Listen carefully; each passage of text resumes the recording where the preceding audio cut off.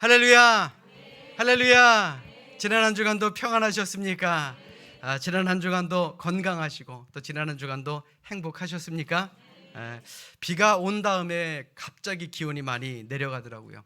그리고 일교차도 많이 커졌고요. 그러다 보니 병원마다 감기 환자가 좀 늘어난다라 그러는데 무엇보다도 여러분들 건강 관리 잘 하시기를 바랍니다. 병원 신세 지는 것보다 이 은혜의 자리에서 함께 예배하는 게 낫죠. 아멘. 그리고 몸의 건강도 참으로 중요합니다만 우리 믿음의 건강도 관리 잘 하시고요. 그리고 어떠한 낙심할 만한 일들 가운데서도 내일의 희망을 품고 살아가는 우리 모두가 될 수 있기를 주님의 이름으로 간절히 축원합니다. 자, 우리 옆에 있는 분들과 이렇게 인사합니다. 이 가을 건강하시길 기도하겠습니다.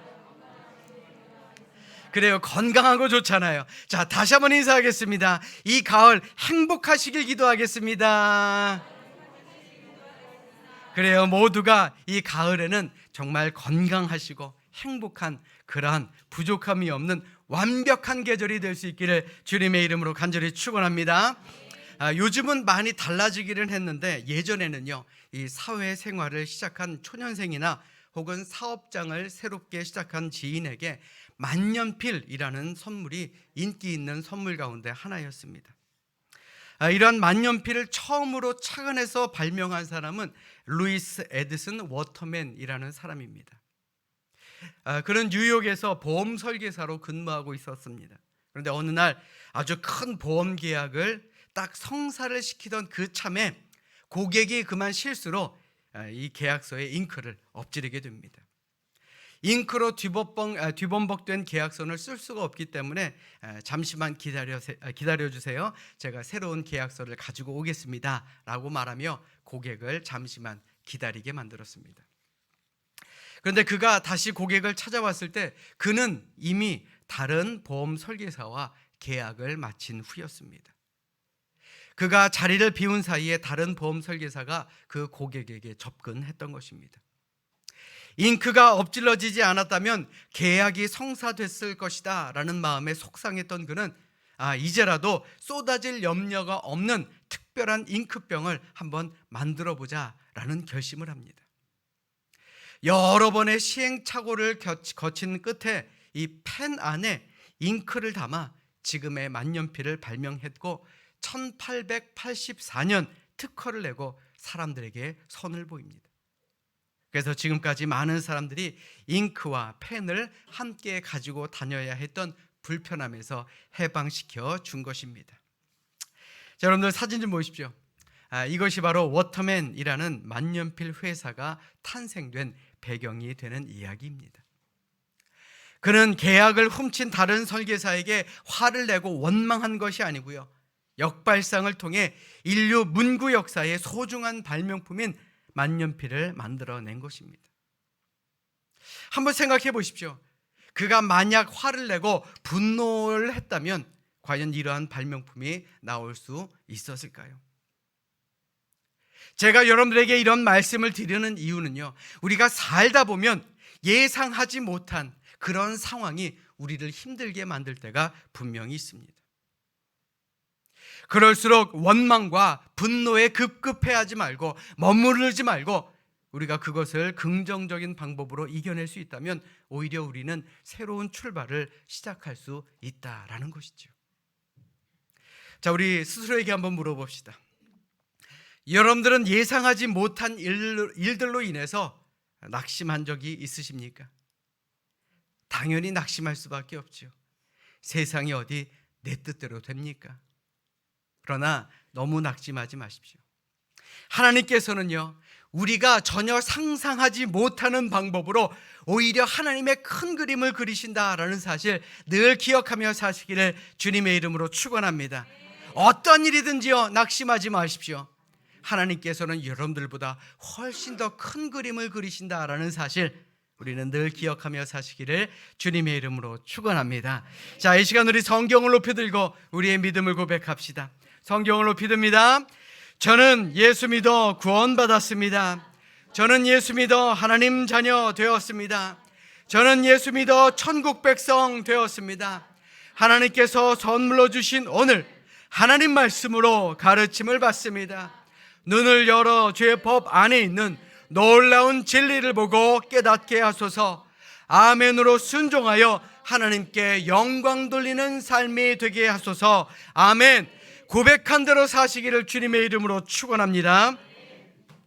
오늘 우리가 읽은 본문 가운데서도 예상하지 못한 일로 낙심할 뻔했다가 오히려 그것이 상상하지 못할 은혜의 기적으로 다가온 사건을 기록하고 있습니다. 아마 거의 모든 기독교인들이 잘 알고 있는 이 삭개오라는 사람에 관한 이야기입니다. 이 삭개오라는 이름의 뜻이 무엇일까요? 깨끗하다, 결백하다, 순결하다, 그런 좋은 뜻을 가지고 있습니다. 아마도 그의 부모가 그의 이름을 지었을 때에 이렇게 살았으면 얼마나 좋을까라는 염원을 담고 그의 이름을 삭개오, 깨끗함, 결백함, 순결함으로 지었던 것 같습니다. 그런데 참으로 아이러니하게도요, 그의 삶은 그렇지 못했습니다. 왜냐하면 그의 직업은 세리장이었기 때문에 그렇습니다. 그러니까 요즘 말로 말하면 국세청장 정도 된다라고 보시면 됩니다. 물론 예나 지금이나 세금 내는 것은요, 기분 좋은 일은 아닙니다. 그죠? 저만 그런가요? 그러나 그 당시에는요, 오히려 그 사람들이 더욱더 손가락질을 받았던 그런 사람들이었습니다. 그 이유는 당시 유대라는 나라가 로마의 속국으로 있었습니다. 그때 이 세리장들이 했던 일이 무엇이냐? 한마디로 로마의 앞잡이 노릇을 했다라고 볼 수가 있었기 때문에 그렇습니다. 즉 유대인 동족들로부터 세금을 착취해서 한 푼이라도 더 착취해서 일부는 로마 정부에 바치고 또 일부는 자기가 가졌기 때문에 그렇습니다. 그러니 동전 하나라도 더 악착같이 받아내야 자기가 로마에게 면도 서고 그리고 자신도 부자로 살아갈 수 있지 않겠느냐라는 것이죠. 즉 로마의 권력을 등에 입고 부와 권세를 누리고 살았던 사람이 바로 이 삭개오라는 사람의 삶이었다라는 것입니다. 그래서 성경에 보면요, 이 세리라는 사람은 유대인들이 참으로 싫어하는 직업 가운데 하나였습니다. 그런데 오늘 본문 속에 우리가 눈여겨봐야 할 부분이 있습니다. 돈과 권력을 누리던 삭개오가 예수님을 찾아갔다라는 사실입니다. 오늘 본문 3절 말씀을 보십시오. 뭐라고 기록하고 있습니까? 그가 예수께서 어떠한 사람인가 하여 보고자 했다라고 성경은 말합니다. 한번 생각해 보십시오. 그가 왜 예수님을 찾아갔겠습니까? 그에게 부족한 것이 무엇이 있었겠습니까? 세상적으로 보면요, 그는 부족한 것이 없는 사람이었습니다. 아쉬울 것이 없는 사람이었다라는 것이죠. 지금껏 추구해왔던 것이 돈이었고요, 그리고 자기가 원하는 만큼 벌었습니다. 그런데 갑자기 왜 예수를 만나고자 했을까요? 이는 그가 돈이나 권력은 있었지만 그의 마음에 만족함이 없이 허전한 무엇인가가 있었기 때문에 그렇습니다. 자신의 삶에 만족했다면 과연 그가 예수님을 만나러 갔겠습니까? 이처럼 사람들은 무엇인가를 추구합니다. 돈이든 명예든 권력이든 그것을 얻기 위해 정신없이 뜁니다. 남을 속이기도 하고 거짓말을 쉴 새 없이 내뱉기도 합니다. 그러나 얻고자 한 것을 얻은 후에 그곳에는 내가 찾고자 하는 그것, 나를 채워줄 수 있는, 만족하게 해줄 수 있는 것이 없다라는 것을 그는 이윽고 깨닫게 됩니다. 그래서 솔로몬은 전도서 1장 2절에 무엇이라 말합니까? 전도자가 이르되 헛되고 헛되며 헛되고 헛되니 모든 것이 헛되도다. 자, 우리 스스로에게 한번 물어봅시다. 여러분들은 만족하며 사십니까? 어째 이래요? 자, 다시 한번 묻겠습니다. 여러분들은 만족하며 사십니까? 죄송하지만 저도 만족하지 못하고 삽니다. 이게 사람입니다. 아마 전도서를 모르는 세상 사람들도 이 허무함이라고 하는 것을 경험적으로 알 것입니다. 내가 하고 싶은 것을 다 하고 사는데 왠지 마음에 쏙 들지 않습니다. 허전한 뭔가가 있어요. 내가 원하는 자리에 올라가기는 했는데 벼랑 끝에 선 것 같은 그런 마음이 들기도 합니다. 내가 너무나도 사고 싶은 것을 다 샀음에도 불구하고 곧 실증을 낼 때가 있습니다. 완전하게 채워지지가 않는다라는 것이죠. 과연 왜 이런 증상이 일어납니까? 인간은요, 다른 목적을 위해 지음받았기 때문에 그렇습니다. 그저 먹고 마시고 놀는 그런 것으로만 인간은 창조되지 않았다라는 것입니다. 세상의 것으로는 만족할 수 없다라는 것, 우리의 만족과 행복은 다른 곳에 있다라는 것, 우리는 이것을 깨달아야 한다라는 것입니다. 오늘 본문 속 삭개오도 마찬가지였습니다. 그에게 갈증이 있었습니다. 참으로 희한하죠. 자기가 가지고 있는 것 다 가지고 있는데 무슨 갈증이 있겠습니까? 아니요, 갈증이 있었습니다. 영적인 갈증, 영혼의 목마름이 그에게 있었다라는 것입니다. 이것은 하나님께서 우리의 영혼에 집어넣어 주신 것입니다. 왜요? 하나님만이 채워주는 그런 만족함을 주시기 위해서 하나님께서는 우리에게 영적 갈증을 허락하셨다라는 것입니다. 그러므로 오늘을 사는 우리에게도 이러한 삭개와 같은 목마름이 찾아온다라고 한다면 이것은 하나님께서 나를 부르는 신호다라고 생각하시기를 주님의 이름으로 부탁드립니다. 우리가 그 신호를 무시할 때 우리는 은혜의 자리에서, 기적의 자리에서 멀어질 수밖에 없는 것입니다. 지금도 우리 하나님은 우리에게 많은 갈증을 주셨고 그 갈증이 해결될 수 있는 방법 또한 주셨습니다. 이러한 갈증이 영혼 안에서 일어나면 다른 어떤 것으로 채워지지 않습니다. 우리는 배가 고픈 것은 참을 수 있습니다. 그러나 영적인 갈증, 이것은 육체적인 갈망보다 더 강한 것입니다. 영적인 갈증이 채워지지 않으면 세상의 그 모든 것을 내 안에 채운다 할지라도 우리는 만족함을 누릴 수가 없다라는 것이죠. 하나님은 우리를 그저 먹고 사는 것만으로 만족하지 않게 만들었기 때문에 그렇습니다. 그러므로 인간은 영혼을 가졌다면 이러한 갈증이 일어나는 것이 당연하며 또한 일어나야 정상이다라는 말이죠. 그런데 참으로 안타깝게도 세상 많은 사람들은 이러한 영적인 목마름을 무시하고 다른 것으로 나를 만족하게 만들려고 합니다.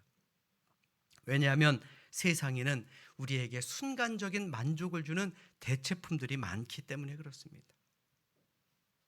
그러니 세상 사람들은 자기에게 훨씬 더 깊은 만족감을 줄 수 있는 그런 영혼의 갈증을 채워줄 수 있는 것이 있음에도 불구하고 그것을 찾지 않고 별것 아닌 세상의 것에 만족하며 살아간다는 것입니다. 자, 그렇다면 훨씬 더 강력한 만족을 주는 것이 무엇입니까? 바로 영적인 만족입니다. 우리에게 영적인 만족을 주는 것보다 더 큰 만족은 없다라는 것, 우리는 이것을 기억해야 한다라는 것입니다. 영적 기쁨보다 더 큰 기쁨은 없다라는 것이죠. 믿으시면 아멘.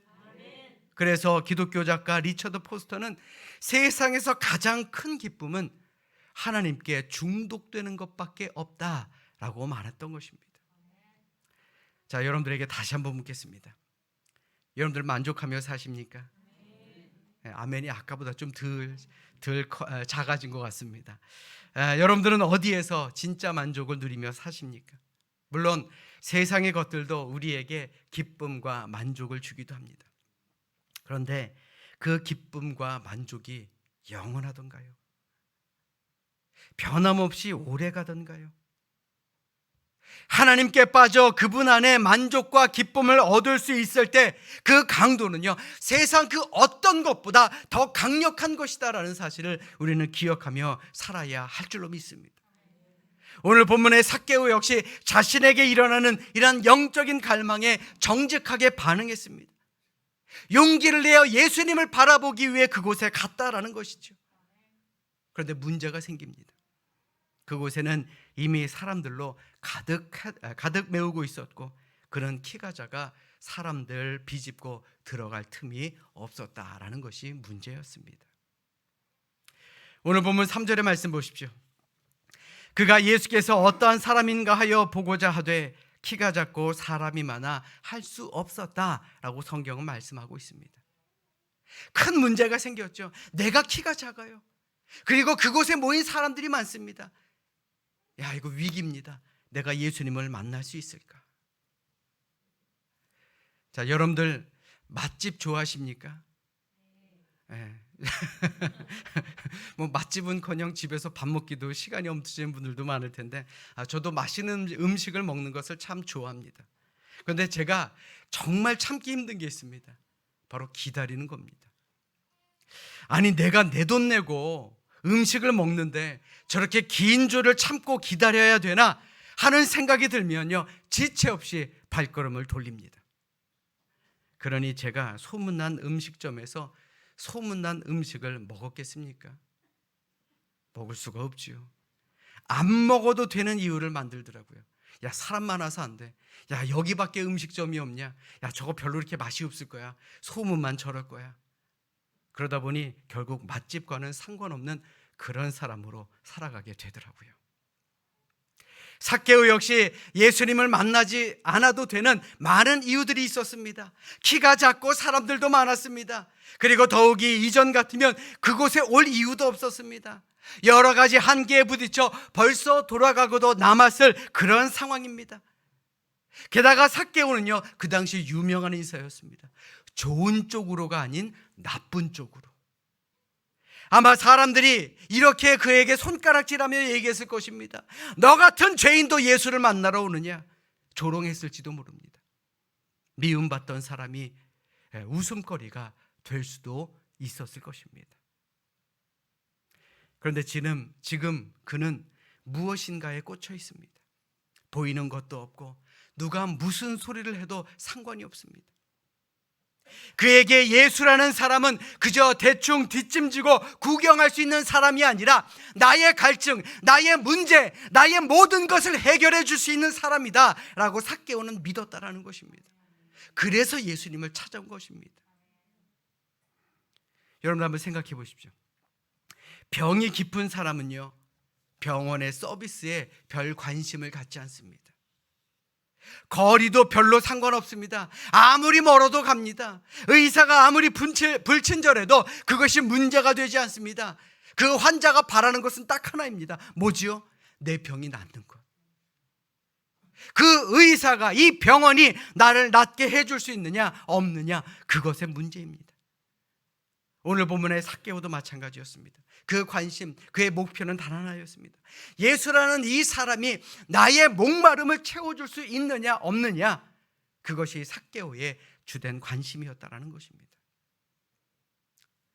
사랑하는 여러분, 교회를 제 아무리 오래 다녔다 할지라도요, 우리에게 이런 영적인 갈급함이 없으면 우리가 하나님을 만날 수 있을까요?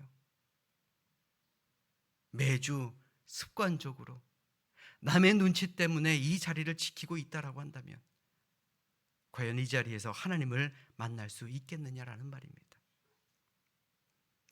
아무리 힘들어도, 아무리 어려워도, 내가 그 힘든 상황 가운데서도 하나님을 찾으려고 하는 영적 갈급함이 있는 사람은 어디에서는 하나님을 만나게 될 줄로 믿습니다. 하나님은 구하는 자에게 나타나십니다. 영적인 만족함이 있습니까? 여러분들에게 영적인 만족이 있습니까? 없다면 찾으십시오. 하나님을 만나시기를 주님의 이름으로 축원합니다. 드디어 삭개오가 돌무화과 나무에 오르고 예수님을 바라볼 수 있게 되었습니다. 저도 이스라엘에 갔을 때 이 삭개오가 올라간 돌무화과 나무를 보고 왔습니다. 불행히도 나무에 올라가지는 못하게 하더라고요. 여러분들에게 사진으로 좀 보여드리도록 하겠습니다. 이렇게 생긴 나무입니다. 나무가 굉장히 큰 것 같습니까? 작은 것 같습니까? 나무가 큰 것 같죠? 네, 맞습니다.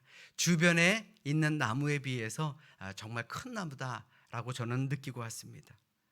그곳에 올라간 삭개오는 드디어 예수님을 바라볼 수가 있었습니다. 그런데 예수님으로부터 놀라운 일이 일어나게 됩니다. 마치 오랫동안 삭개오를 기다리고 있었던 것처럼 예수님께서 반응하셨기 때문에 그렇습니다. 이전에 만났느냐? 만날 일이 없었지요. 그런데 예수님은 삭개오를 아는 사람처럼 말합니다. 오늘 보면 5절의 말씀을 자막으로 준비했습니다. 우리 같이 읽도록 하겠습니다. 함께 읽습니다. 시작. 예수께서 그곳에 이르사 쳐다보시고 이르시되 삭개오야 속히 내려오라. 내가 오늘 내 집에 유하여야 하겠다 하시니. 아멘. 예수님께서 몇 마디 말씀을 하셨습니까? 딱 3마디 하셨습니다. 삭개오야 빨리 내려와라. 내가 너희 집에 가야 되겠다. 이 3마디 뿐이었습니다.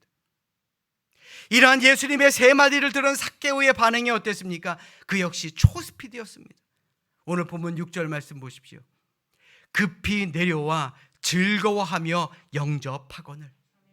급히 내려왔고요, 즐거워했고요, 예수님을 영접했습니다.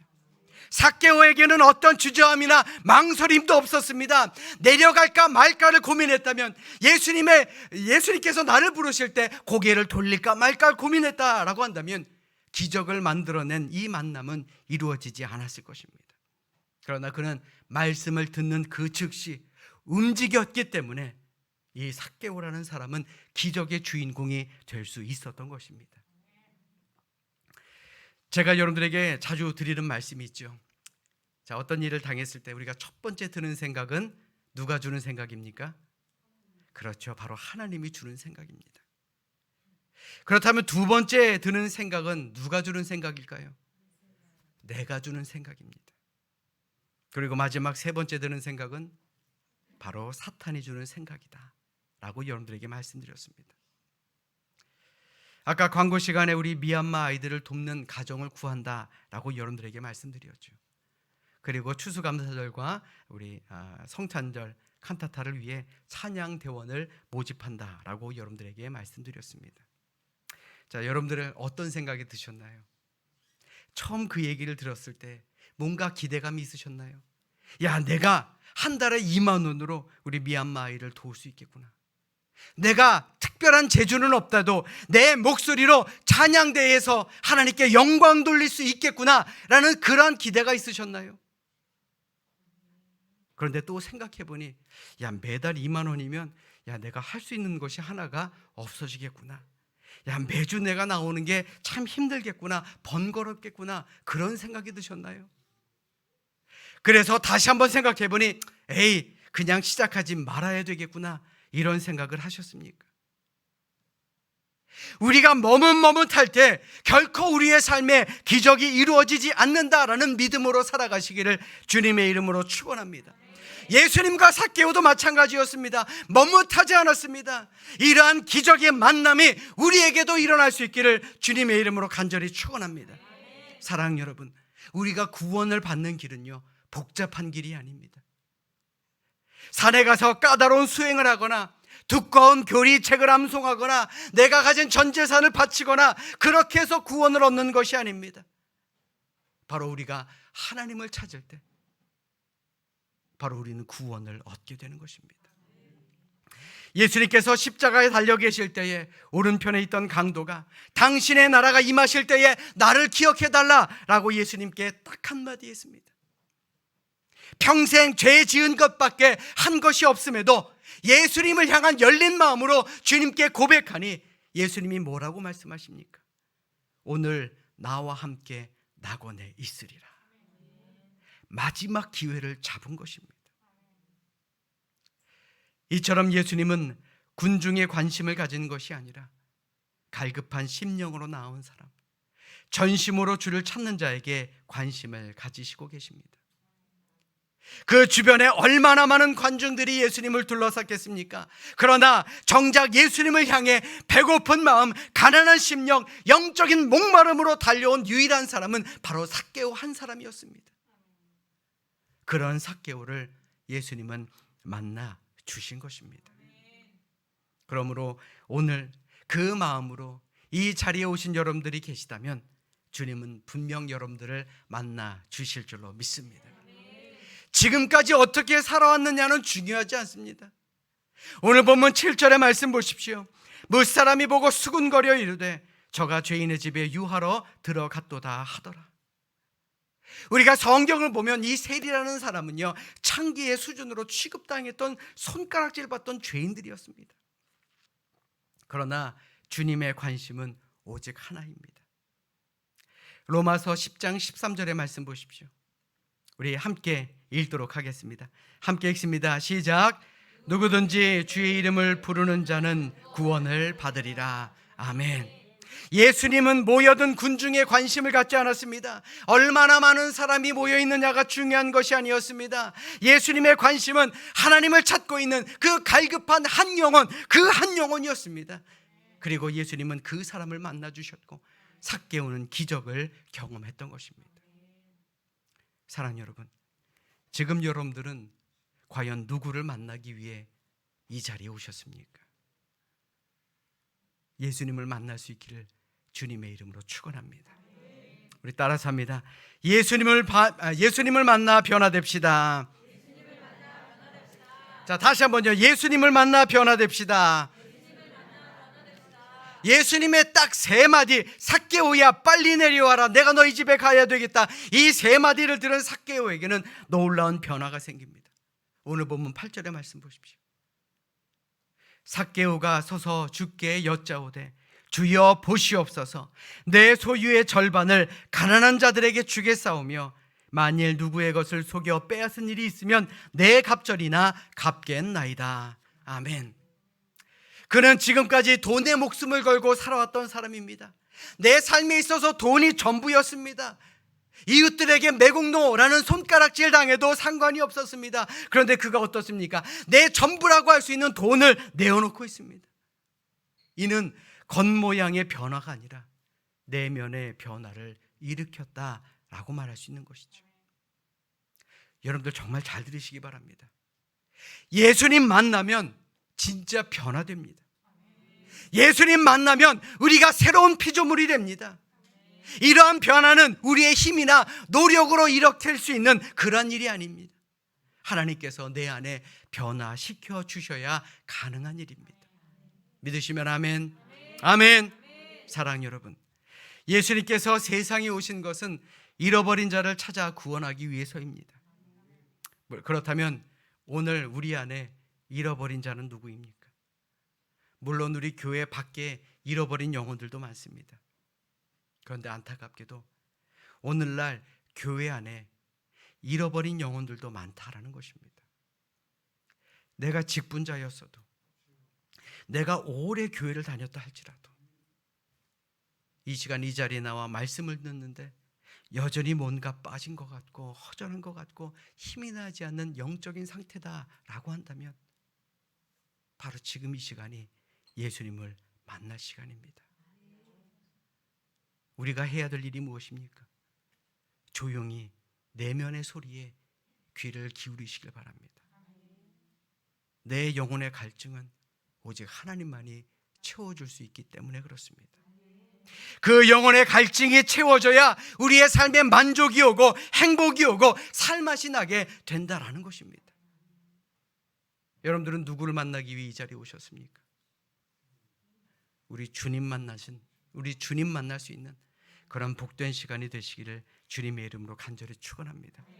이 시간 진정으로 바라기는 우리의 마음의 문을 열고 우리가 주님 앞에 나아갈 때 우리 주님은 우리를 만나주시고 우리의 삶에 진정한 만족과 행복을 얻게 해주심을 믿으시기를 주님의 이름으로 축원합니다.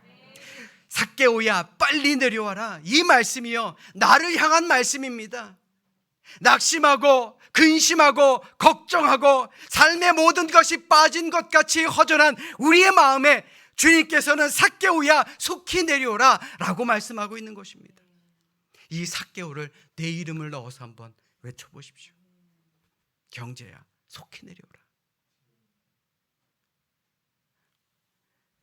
이 말씀이 나를 향한 말씀으로 받아들일 때에 우리 주님이 주시는 기적과 같은 진정한 구원이 우리에게 임함을 믿으시고 이번 한 주간도 주님의 말씀에 잘 귀 기울이며 사는 참된 구원의 백성들이 되시기를 주님의 이름으로 축원합니다.